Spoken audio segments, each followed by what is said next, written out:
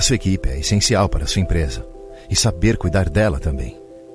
Saber valorizar quem está ao seu lado todos os dias, encarando os desafios e te ajudando a crescer, é um bom negócio. Saber cuidar da sua equipe é um bom negócio. Conte com a Unimed Campos para dar a segurança e a tranquilidade que o seu colaborador merece. Unimed Campos. Pode contar. Começa agora o Folha no Ar, primeira edição.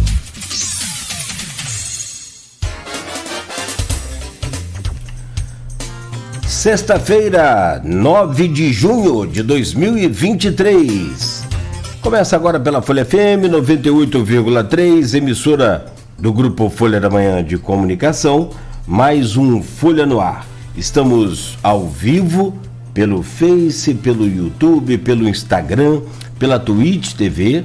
Você pode acompanhar esse programa ainda daqui a pouco em podcast e logo mais às 17 horas na Plena TV, emissora também do Grupo Folha da Manhã de Comunicação, na reprise do programa. Hoje, sexta-feira, dia de tempo bom, segundo o Instituto Nacional de Meteorologia, não há previsão de chuva. Aliás, a temperatura sobe um pouco mais do que a de ontem e do início da semana, chegando a 29 graus, a mínima permanece lá embaixo com 16 graus, que é a previsão para hoje, sem chuva, com ventos fracos. Neste momento faz 17 graus aqui no centro da cidade. O programa de hoje com Aloysio Abreu Barbosa na bancada. Vamos conversar com Gilberto Gomes, secretário de Comunicação do PT, Partido dos Trabalhadores em Campos, e assessor também na Câmara Federal. O Gilberto vem para falar sobre os desafios do PT em uma cidade bolsonarista, que é Campos. A análises ainda dos governos Lula, Castro e Vladimir. E por fim, o Gilberto comenta sobre a pacificação entre Garotinhos e Bacelar e projeta aqui as eleições de 2024. Gilberto, já vamos trazer o seu bom dia, mas de antemão, muito obrigado pela sua presença hoje nesse programa. No oferecimento de Proteus, serviços de saúde e medicina ocupacional, qualidade certificada ISO 9001-2015, Unimed Campos, cuidar de você, esse é o plano. Laboratório Plínio Bacelar e vacina Plínio Bacelar. Agora com o aplicativo Laboratório Plínio Bacelar, você acompanha toda a sua vida aí de exames históricos e muito mais no laboratório, e também o seu cartão de vacinação digital com a clínica Vacina Plínio Bacelar. Baixe o aplicativo, é gratuito, é rápido, fácil e muito prático. Morre aos 62 anos o ex-vereador José Carlos, é manchete do portal folha1.com.br. Ele estava internado há mais de 30 dias no Hospital Geral de Guarulhos. José Carlos foi vereador por 2 vezes. Daqui a gente manda aí o nosso sentimentos e votos de pesares a todos os familiares e também aos seus amigos. Prefeitura prorroga a subvenção do diesel ao transporte público. O projeto foi aprovado na Câmara e o prazo agora vai até o final de 2023. Vladimir diz que Castro tem estratégia contra a partilha dos royalties. Prefeito afirmou que todos precisam atuar em conjunto. Rodrigo Bacelar vai presidir frente em defesa dos royalties. O pedido de instalação da frente feito aí pelo líder do governo, doutor Serginho, e reúne vários partidos. Faleceu aos 48 anos no Rio de Janeiro Ana Carolina Aquino. Ela foi diretora de marketing do Grupo Tokino e a Ana lutava contra um câncer no cérebro. Vai daqui também nossos votos de sentimentos, pesares aí a todos os familiares da Ana Carolina Aquino. Produtores do estado do Rio recebem parcela extra de royalties. Repasse é referente a uma ação judicial movida pela Ampetro. PM, caso de policial que atirou contra um homem em discussão em Macaé. Confusão foi na comunidade de Nova Holanda.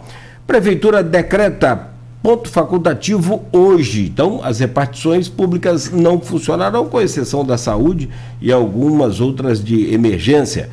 Mas o comércio e os bancos funcionam normalmente nesse dia de hoje e amanhã também. Movimento intenso na BR-101. Campos tem programação especial para as crianças. 2 homens morrem durante troca de tiros com a PM em Macaé. A troca de tiros aconteceu entre as comunidades da Malvinas e Nova Holanda. Dia dos Namorados deve movimentar 204,2 milhões de reais no comércio de Campos e, por fim, brasileiros ainda não sacaram cerca de 7 bilhões de reais de valores a receber do Banco Central, que já devolveu cerca de 3,930 bilhões de reais aos brasileiros. Bom, essas são algumas das manchetes do portal folha1.com.br que você pode acessar aí a todo instante e ter todo o conteúdo, inclusive de blogs também. No programa de hoje, com a presença do Gilberto Gomes, secretário de Comunicação do PT em Campos e assessor na Câmara Municipal. Gilberto, trazer o seu bom dia e a satisfação de poder recebê-lo aqui neste programa de hoje. Seja bem-vindo, obrigado. Bom dia, Cláudio. Um prazer estar aqui. Bom dia, Luiz, o mestre. Sempre um prazer poder contribuir aí. Já de casa, né? Escrevo para a Folha. Temos aí alguns anos já de parceria, mas estar aqui no Folha no Ar em especial é sempre motivo de grande prazer e muita honra para mim. Acredito que é um espaço onde a gente pode conversar com boa parte da população, trazer temas e esmiuçar temas que normalmente passam batido no noticiário, né? Sem muito detalhe. E aqui a gente pode trazer uma ótica mais próxima, em especial no meu caso do Partido dos Trabalhadores, os bastidores da política do campo progressista. Espero poder contribuir com o debate de hoje. Muito obrigado, Gilberto. Deixa eu trazer o bom dia do Aloysio Abreu Barbosa na bancada conosco essa semana. Aloysio, bom dia, seja bem-vindo, obrigado. Bom dia, Cláudio Nogueira. Bom dia, Gilberto. Obrigado pela presença. Vamos poder conversar um pouco aí nessas próximas hora e meia, 2 horas. Bom dia, Beto, no estúdio. Nosso bom dia especial sempre ao ouvinte, né? Agora com o streaming, também telespectadores. Nosso bom dia especial às categorias que nos acompanham sempre nesse início de jornada de segunda a sexta-feira, professores, motoristas de aplicativo, taxistas. E antes de começar a entrevista, lamentar e me solidarizar com as famílias do vereador Zé Carlos e de Ana Carolina, né? 2 mortes sentidas e precoces. Enfim, solidarizar aí um pouco com eles, comungar um pouco da dor deles para torná-la menor, né? É isso. Eu conheci ambos. Enfim, lamentamos. Gilberto, Campos, se havia alguma dúvida sobre o adjetivo bolsonarista para Campos, a partir da eleição de 2018, onde ele ficou com, no segundo turno, 64,87 contra 35,13 de Haddad, votos válidos, essa dúvida se desfez 4 anos depois. Não é um fogo de palha, a coisa se confirma, onde Bolsonaro teve no segundo turno contra Lula 63,14% dos votos, e Lula, que já foi campeão de votos na cidade em outras eleições presidenciais, há que se destacar, mas nessa ficou apenas por 36,86%. são números inequívocos, né, que não se confirmam. Como é ser PT numa cidade com esse perfil? Bom dia. Bom dia, Luísio. Novamente, bom dia, Cláudio. Também aproveitar o momento para me solidarizar. Acredito que foram perdas, né, muito difíceis, né, para as famílias. Aí, caso especial do vereador Carlos, que eu sou do distrito de Travessão, ele tinha uma presença lá no distrito. E uma perda sentida aí por muito. Aloysio, eu estava aqui conversando com vocês, né, antes do início do programa sobre o adjetivo bolsonarista. Né? Se a gente for analisar os números propriamente ditos, né, Campos é uma cidade bolsonarista sob o aspecto da vitória de Bolsonaro. Mas como você bem mesmo pontuou, né, corretamente, em outros momentos Lula também foi campeão de votos em Campos.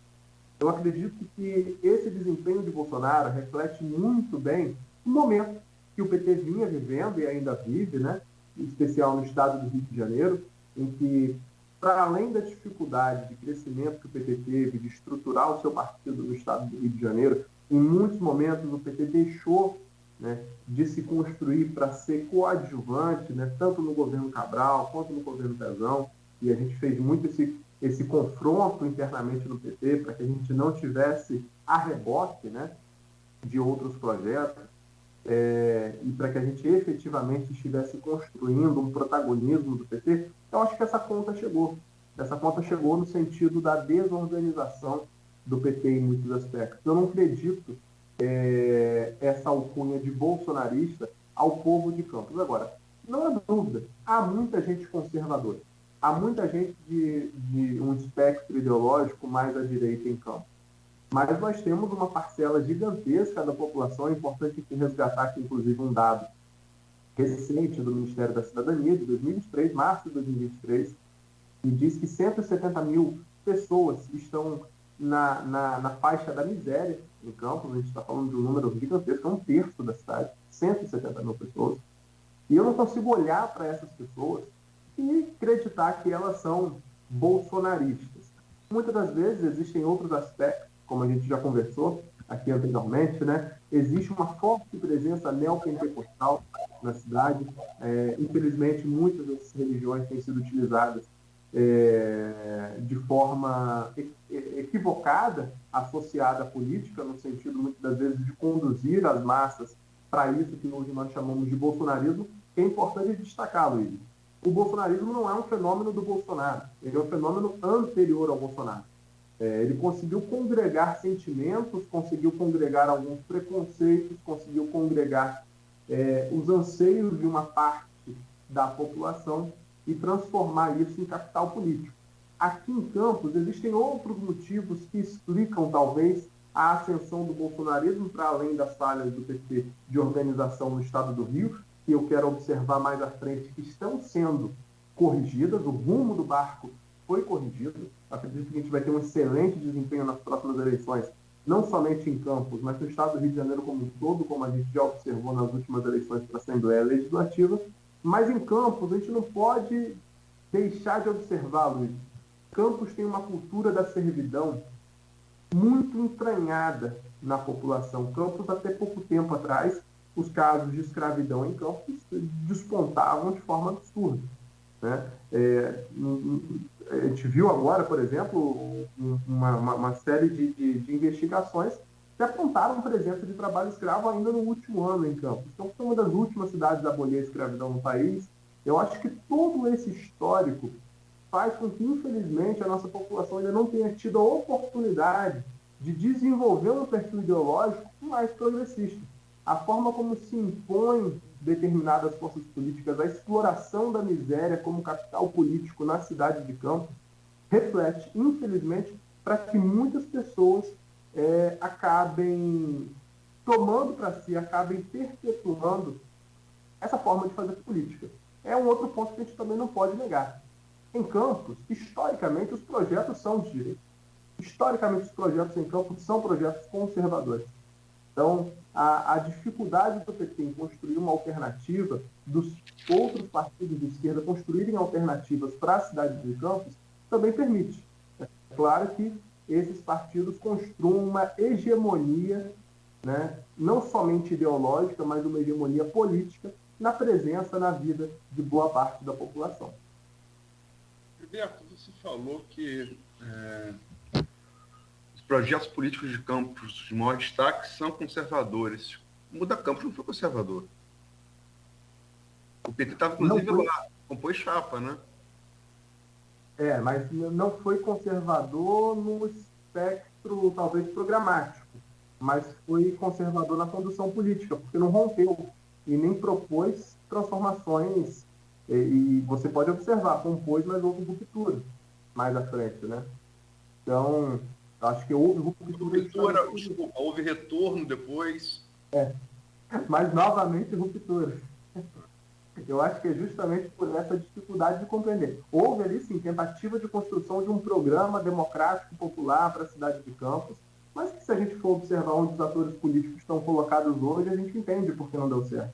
Então, acredito sim que houve tentativa, mas na forma, aliás, no conteúdo, mas na forma, a gente infelizmente não teve, né, esses projetos mais conservadores, no sentido de não promover rupturas bruscas, né, com um sistema estabelecido, de promover políticas sociais de fato para além do populismo. A gente já conversou em outros momentos.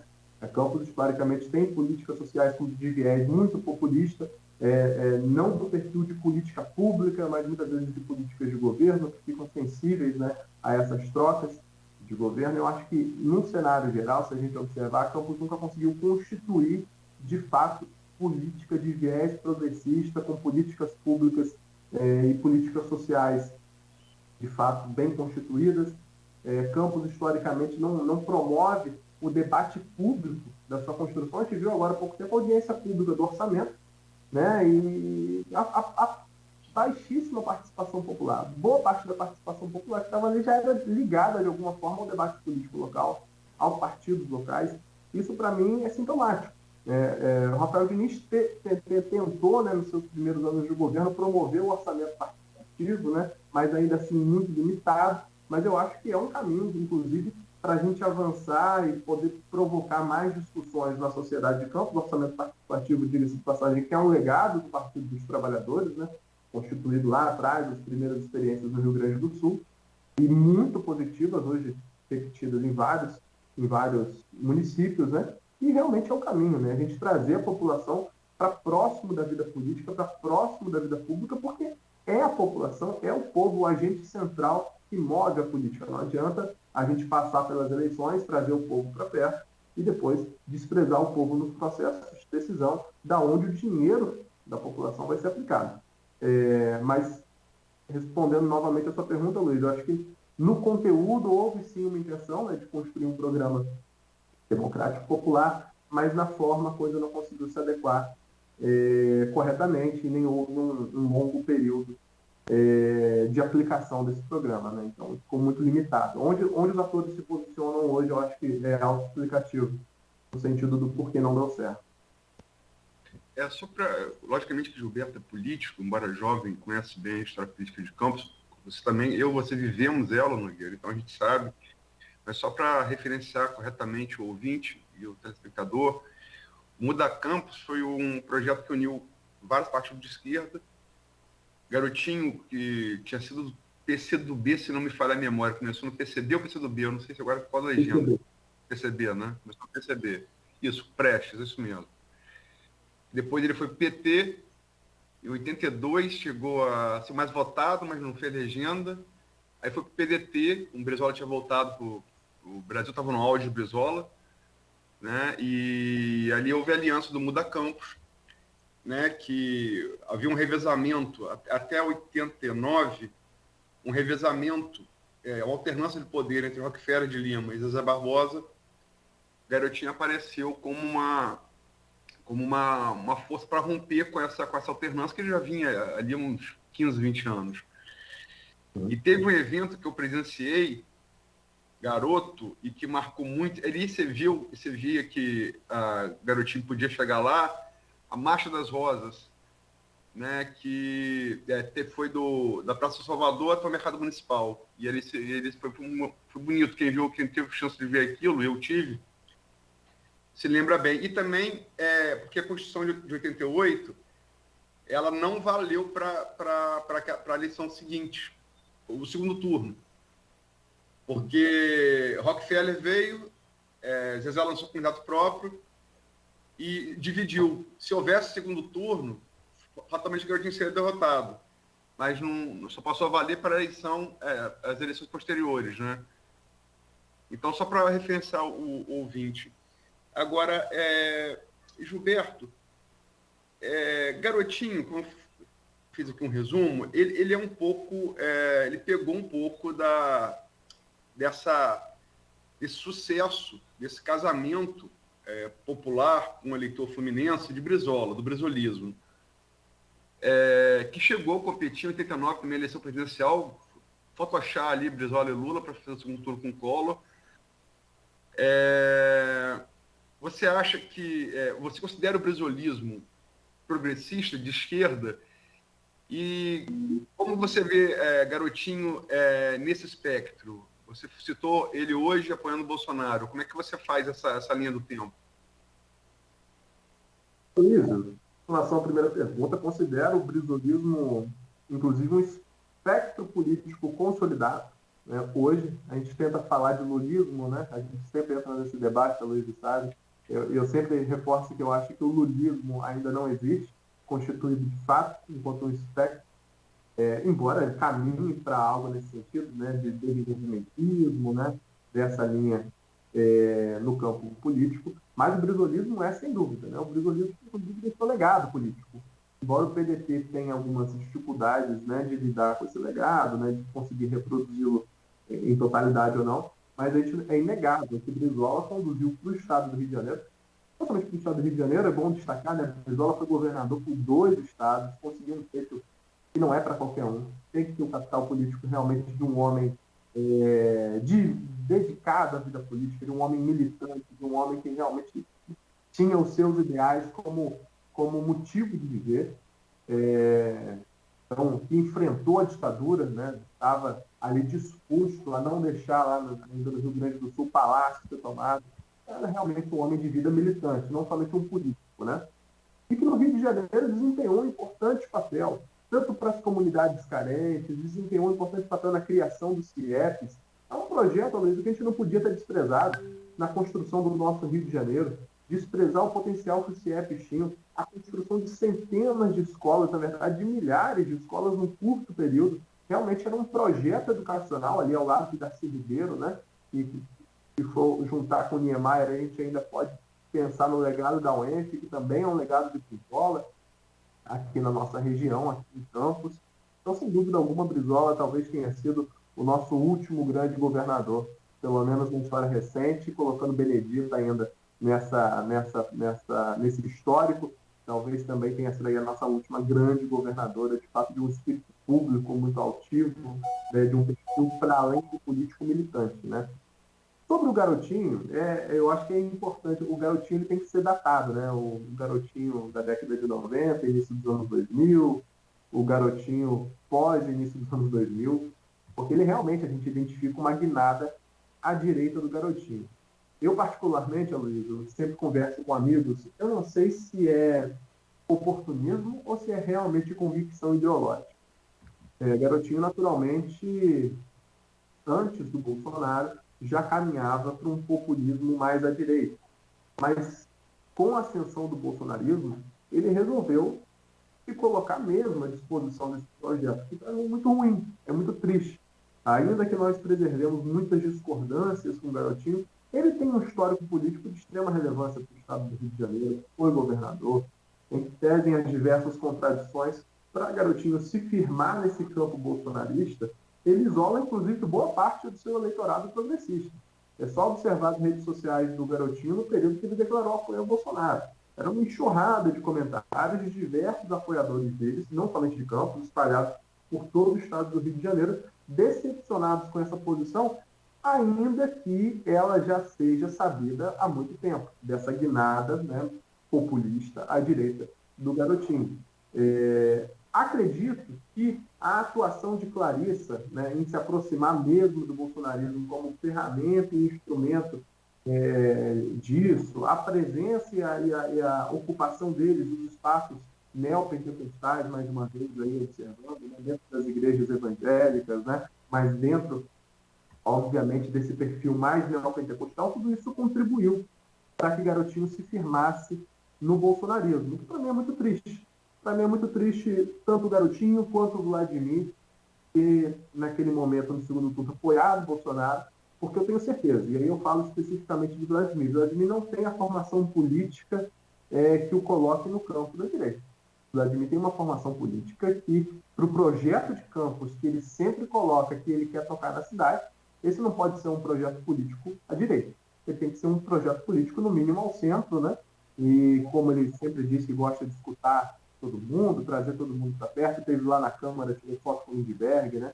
E disse justamente caminhar nesse sentido. O bolsonarismo é um extremo muito radical. Muito radical. O bolsonarismo foi muito nocivo ao país e o bolsonarismo ainda é muito nocivo ao país. Então, eu acredito que naquele momento foi uma decisão errada, equivocada, principalmente se Vladimir quer pautar a independência do pai, como a gente tem observado nas últimas falas, nos últimos debates políticos recentes que puxaram esse tema, né, dessa dependência e independência entre os dois. Gilberto, vou fazer a última pergunta. Tem uma pergunta no grupo, depois acho que o Nogueira vai fazer para fechar, mas faço uma última pergunta nesse bloco. A gente entrevistou aqui, teve a oportunidade de entrevistar já 2 vezes nesse programa, junto no Nogueira, o professor Alberto Ajo, historiador, Universidade Estadual de São Paulo, né? Especialista em América Latina, conhece muito a história política do Chile, né? Que é uma história muito interessante. Acho, inclusive, acho o Chile, até por conhecer o país, e o Uruguai, 2 boas referências para o Brasil na América Latina, né? Alternâncias de poder de forma civilizada, né? Quando tem que ir para a rua, vai e propõe reformas, as coisas são debatidas de forma democrática. Pode concordar ou não concordar, mas é sempre a democracia que prevalece. E o Alberto Ajo, ele coloca contra o historiador e conhecedor, sobretudo desses aspectos políticos na América Latina, que é a periferia, né? É a periferia do mundo capitalista. Ele coloca que a esquerda, em determinado ponto, na transição do século XX para o XXI, trocou a revolução pelo identitarismo. E que ele não vê que, na visão dele, como historiador, ele não acha que foi uma troca de todo positiva. Se você parar para pensar nessa tentativa de golpe do dia 8, o bolsonarismo e a extrema-direita no mundo todo, com Trump também no Capitólio, ela se apropriou da revolução de querer mudar o status quo na marra do que a esquerda, né? Você é socialista e você vem, que é um dos pilares do PT também, formação católica, né? Unidade de base, que estão ali na gênese do PT, lá em São Paulo. Como é que você analisa isso? Olha, Luiz, eu concordo em parte, né, se não em totalidade, com o professor Alberto Ajo, no sentido de que, não no sentido de que houve uma troca da revolução pelo identitarismo. Eu acredito que há uma apropriação por parte da direita, né, de um enfrentamento a coisas que não deveriam ser enfrentadas, na minha opinião, enquanto socialista, enquanto democrata. Não é possível que a gente enxergue como positivo combater a luta contra a homofobia. Não é possível que a gente enxergue como positivo lutar contra pautas antirracistas. Não é possível que a gente entenda como positivo que uma sociedade se estabeleça calcada na luta contra a conquista de direitos das minorias. Há uma parte considerável da esquerda que, infelizmente, colocou muito confundiu a luta por alguns desses temas considerados mais identitaristas e esqueceu um pouquinho da luta de classes. Não há dúvida, né? Da clássica luta de classes, do Karl Marx, né, pautado realmente na fundação do campo de esquerda. Eu acho que essa dissonância criou uma dificuldade para o campo de esquerda e talvez até um distanciamento das bases na dificuldade de compreender a população brasileira, de compreender alguns anseios conservadores, de compreender que ainda, culturalmente, o Brasil é conservador em muitos aspectos. Agora, partidos de esquerda, vou falar em especial o PT, não pode observar essa dificuldade de dialogar determinados temas com a população para abandonar essas pautas, porque tem LGBT morrendo a paulada na rua, tem gente sofrendo racismo diariamente, nos ônibus, no transporte público, nos espaços de poder, né?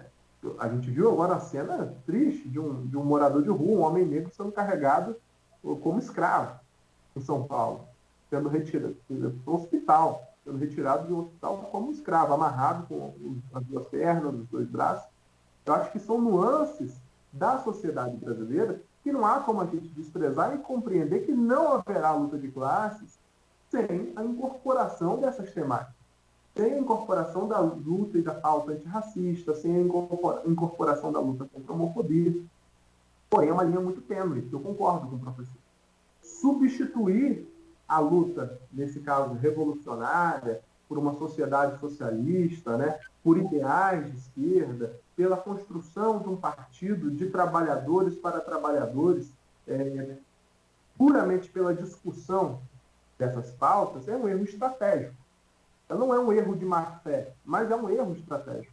E claro que isso pode distanciar parte da população e permitir que aí sim a direita se aproprie de pautas que a esquerda nunca deixou de defender, como a defesa da família, como a defesa, e aí é importante a gente destacar isso, porque aí também há muita fake news nesse sentido. A gente viu que foi o fenômeno 2018 das eleições, de cartilha, kit gay, mamadeira, enfim, a gente não precisa nem utilizar os termos que foram utilizados naquele momento, e se apropriam, muitas das vezes, de ideais de defesa da família, de ideais de defesa de direitos que a esquerda sempre defendeu, para dizer que esses temas, de alguma forma, confrontavam esse aspecto. Para mim, são duas questões distintas.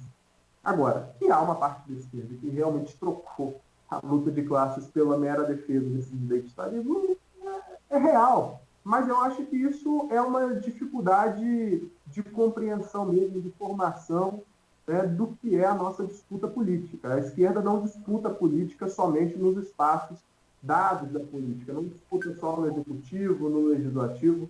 A esquerda, ela historicamente, como você bem pontuou, Luiz, nos processos de transformação da sociedade, disputa nas ruas, disputa nas fábricas, disputa nos espaços onde os trabalhadores estão inseridos e sofrendo diariamente com a exploração do capital. Isso é um fato, né? Então, abandonar isso em troca da mera defesa de pautas identitárias é um erro estratégico.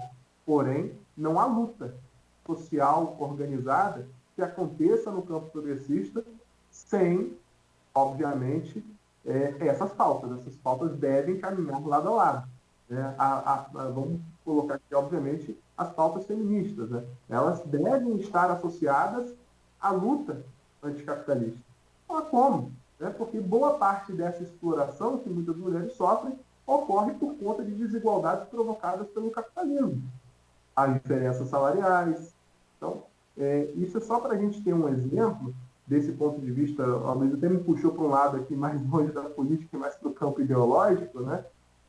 Mas eu acho que é realmente nesse sentido que a gente tem que ter essas diferenças, né? As lutas não podem ser dissociadas, mas tampouco elas podem se sobrepor uma à outra.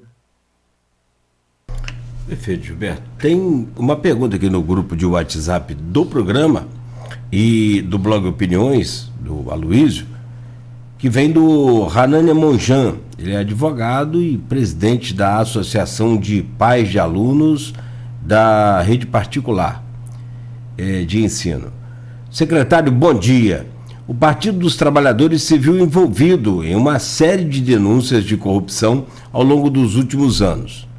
em momento algum, publicamente ao menos, a agremiação partidária fez um meia-culpa ou afastou os envolvidos. Qual a estratégia de marketing para desvincular o partido de tais acusações no próximo pleito eleitoral, tendo em vista que regionalmente o PT não angariou muitos votos na última eleição majoritária? Bom dia, Naninha. Agradeço aí a contribuição da pergunta no grupo da Folha. Primeiro, destacar, e aí eu quero ser bem objetivo nisso, é que só diz que o PT não fez ou não faz autocrítica quem não participa dos espaços de discussão do partido, né? Uma coisa que o PT tem feito nos últimos 6 anos, pelo menos, desde 2016 para cá, nos últimos 7 anos, é a construção de autocrítica, né? De realmente orientar novos rumos do partido, se reorganizar. Agora, a gente não pode confundir, Anani, a autocrítica com flagelo público. A gente não pode querer cobrar do PT que essa autocrítica seja algum tipo de pedido de desculpas à sociedade de forma pública que se torne um flagelo público. Na verdade, a gente precisa compreender que um partido acontece e as suas discussões acontecem nos seus espaços internos. E o PT é um partido muito democrático. Para quem não conhece, né, o PT tem mais de 1 milhão de filiados, é o maior partido do Brasil constituído, é um dos maiores partidos de esquerda da América, é o maior partido de esquerda da América Latina, tem espaços de discussão. Eu ativamente participei, eu acredito que qualquer militante filiado, inclusive convidar os ouvintes, quem quiser se filiar, se em outro momento quiser me procurar, fique à vontade. Todos os filiados militantes podem participar dos espaços de discussão do PT, que são abertos. A gente só não pode confundir, de fato, a autocrítica com flagelo perante a opinião pública. Esse é o primeiro ponto. O segundo ponto é que eu fico feliz quando há essa cobrança. Eu fico feliz quando há cobrança de autocrítica do PT, porque ninguém cobra a autocrítica do PL, ninguém cobra a autocrítica do PT, porque todo mundo sabe que não tem muita coisa boa para sair dali. E se cobra a autocrítica do PT é porque a gente pode produzir formulações ainda interessantes para a sociedade. Então é porque realmente reconhecem no PT essa altivez, essa vanguarda, né, na defesa da luta dos trabalhadores, de construir um partido de massas, que é importante destacar isso, as diversas, e aí eu vou entrar na temática, né, da corrupção. Construir um partido de massas exige lidar diariamente com as contradições. Você tem um pequeno grupo de 10 pessoas que se reúnem para debater política e achar que de alguma forma vão ter inferência sobre a sociedade, é muito fácil controlar quem está ali. Agora, você construir um partido com mais de 1 milhão de filiados, espalhado por todo esse Brasil, com centenas de prefeituras, com milhares de vereadores, com historicamente, né, com mais de uma centena de deputados eleitos ao longo da história. É muito difícil a gente realmente criar mecanismos de controle, e aí controle interno, nesse sentido. Agora, que o PT criou historicamente e foi o líder, o PT foi o campeão em criar ferramentas anticorrupção, isso é inegável. O fortalecimento da Polícia Federal durante os governos do PT, o incremento de mais concursos para o Ministério Público, de mais concursos para a Polícia Federal, né? Isso não me parece, historicamente, não sei se vai ser mantido, Aloysio, não me comprometo me perguntando isso, mas sempre indicando o primeiro da lista tríplice para a PGR. Eu acho que isso mostra um compromisso histórico no sentido de quem realmente se posiciona de, olha, o que tiver que se investigar, vai ter que se investigar. A recusa da presidenta Dilma de interferir nos processos de investigação da Lava Jato, de realmente respeitar a autonomia da Polícia Federal, ainda que a Lava Jato tenha se revelado, infelizmente, contaminada, né, pelas relações inescrupulosas entre o Sérgio Moro e o Dallagnol, mas o PT, historicamente, tem uma posição de luta anticorrupção. Vou pegar como exemplo o governo FHC, que embora não tenha sido marcado por nenhuma questão de corrupção, ainda que não tenha sido explorada da mesma forma que o PT, mas não indicava o primeiro da lista tríplice para a PGR, era o engavetador-geral da República. Até chegava, engavetava. Para quem está nos ouvindo, é a pessoa responsável por investigar a presidência. Então, se a gente observar, o PT sempre constituiu ferramentas. Se a gente for falar de Petrobras, A gente vai observar, por exemplo, que as principais acusações da Lava Jato foram contra funcionários de carreira, que estavam ali muito antes do PT. Isso aqui não é negar que houve participação de agentes políticos ligados ao PT, mas é compreender que muitas das vezes a gente dá uma dimensão para determinados fenômenos com o sentido de constituir, ainda que eu não goste do termo, lá na frente eu acho que a gente vai conversar, né, Luiz, uma narrativa de realmente se apropriar da pauta anticorrupção, né, para promoção política. O que boa parte de uma direita, que sempre foi corrupta, que sempre esteve ligado aos esquemas mais baixos de corrupção fez, foi se apropriar da pauta anticorrupção desde as manifestações de 2013 para cá, com a intenção de desestabilizar o governo. O livro Como as Democracias Morrem pontua muito bem isso. A forma como a pauta anticorrupção ela é apropriada por determinados setores políticos para desestabilizar governos e promover rupturas de poder, se não golpes em muitos momentos, né? É só a gente observar onde o Brasil chegou até aqui. Então, respondendo a Anania, eu realmente gosto de firmar essa questão da autocrítica, porque o PT promove muito a autocrítica. Você tem uma coisa que a gente faz é se autocriticar. Eu sou de uma corrente que não é a corrente do Lula, a Luísa sabe. Eu sou de uma corrente de oposição dentro do partido. Se tem uma coisa que a gente faz é promover crítica, é promover debate, puxar realmente internamente. O Lula, inclusive, fez agora há pouco tempo uma declaração, né? Ele foi questionado por uma repórter da Folha de São Paulo se ele não temia que setores mais radicais do partido, setores mais à esquerda do partido, fossem, de alguma forma, cobrá-lo em relação a posições mais conciliadoras, né, nesse novo governo. E ele disse que ele não tinha medo algum, pelo contrário, ele precisa dessas pessoas para fazerem um contrapeso com a negociação que o governo tem que ter com o Central, o tempo todo. Né? Então, para que o governo não faça uma guinada cada vez mais ao centro ou mais à direita, ele precisa de um partido promovendo o debate interno. E talvez isso seja uma característica marcante. E aí, respondendo ao último trecho da pergunta da Anania, não há estratégia de marketing. A estratégia de marketing do PT é o legado, e a construção do legado do Partido dos Trabalhadores. A gente tem que mostrar, obviamente, que se houve em determinado momento, né, quando houve casos de corrupção, né, o PT não interferiu nos processos diretos de investigação e as pessoas foram plenamente julgadas. E se tiveram seus direitos políticos restabelecidos, não cabe ao PT promover qualquer tipo de flagelo público, de humilhação pública e de expulsão. É só observar, Aloysio, Cláudio, os rachas que deram origem ao PSOL e que foram baseados também nesse debate. Agora, recentemente, a gente teve uma outra ruptura dentro do PSOL, que é um campo chamado CSP, que rompeu com o PSOL por acreditar ao PSOL os mesmos erros do PT. Se a gente parte para uma linha realmente de autocrítica dessa forma, a gente vai viver sempre fragmentado. Né? A crítica deve ser o debate interno, a formulação interna, para construir um partido. Para construir um partido de massas, capaz de incidir sobre a sociedade, sobre as eleições. E não para provocar rachas e mais rachas que apenas dividem a luta organizada e deixam um caminho aberto para que a oposição, aí no caso, para que a direita organizada pavimente um retorno. Né? Então a gente tem que ter muito cuidado realmente em diferenciar a autocrítica de flagelo perante a opinião pública, né? Porque ninguém é bobo. A gente está aqui para fazer política. Antes de terminar o bloco, se me permite, Lula deu essa declaração e atribuiu a um conselho de Celso Furtado, um grande economista. Celso Furtado teria aconselhado, ele estava um momento daquele do início do PT, de saco cheio dos radicais do PT, desabafou com os Celso Furtado e falou, não, eles são necessários, eles são um contraponto. E Lula atribui isso a um grande economista brasileiro, né? E você está certo, 2013 começa ali no jornal de junho, aqui em Campo foi Cabrunco os Livros. Eu estava lá. Eu estava no Chile, olha que doideira, eu estava no Chile. Logo antes. A Morida estava calma e que estava fervendo.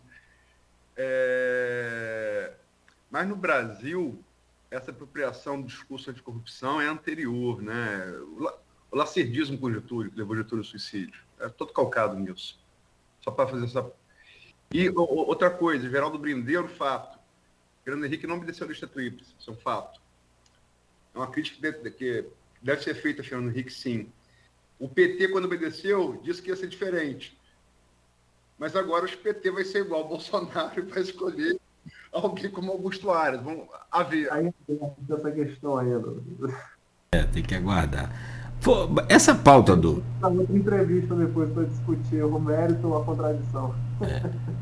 E essa pauta dessa coisa da autocrítica, dá quase que um programa inteiro, se for. Pode perceber que a resposta dele foi a mais longa, você percebeu, né? Então, de todas as perguntas. E dá realmente um tema aí bem pegado. Bom, Gilberto, são 7h49, vou te pedir licença rapidamente, Aloysio, você que está nos acompanhando agora, é um breve intervalo para a gente voltar, a gente vira um pouco a chave aí também para outras análises suas, como por exemplo do próprio governo Lula, do Castro e também do Vladimir, e então a gente faz essa pausa rápida no oferecimento de Proteus, Unimed Campos, Laboratório Plínio Bacelar e Vacina Plínio Bacelar.